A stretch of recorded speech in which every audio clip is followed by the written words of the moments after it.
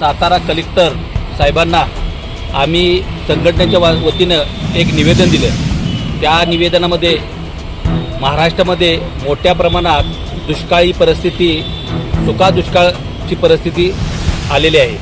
मुख्यमंत्री साहेब महाराष्ट्राचे गेले 6 महिन्यापासून दुष्काळाचं नियोजन करा या मुद्द्यावर आणि सरकारी यंत्रणा सज्ज राहा म्हणून सूचना 6 महिन्यापासून देत आहेत। तरीसुद्धा आम्हाला या मुद्द्यावर प्रशासन झोपलेलं आहे असं वाटतंय, कारण कृष्णा नदीमध्ये सर्व पाणी दूषित झालेलं आहे आणि ते दूषित पाणी ज्या यंत्रणेने केले आहे त्यासुद्धा सरकारी यंत्रणा आहेत। सर्व ग्रामपंचायती, सर्व सैदापूर ग्रामपंचायत असो, उंबरज ग्रामपंचायत असो, अनेक ग्रामपंचायतीने आपलं सांडपाणी हे नदीमध्ये सोडलेलं आहे। त्यामुळे मोठ्या प्रमाणात पाणी दूषित झालेलं आहे।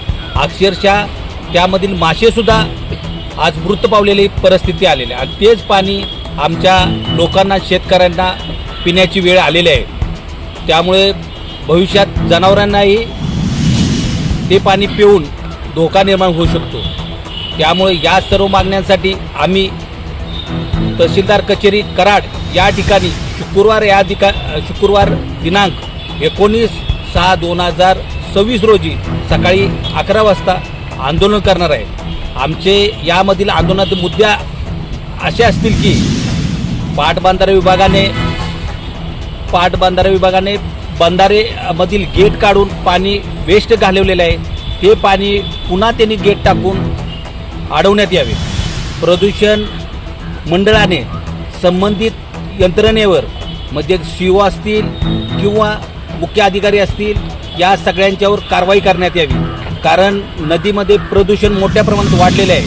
त्याचप्रमाणे नदीवरचे जे पूल असतात तिथून येणा जाणारे लोक मोठ्या प्रमाणात कचरा नदीमध्ये टाकत असतात।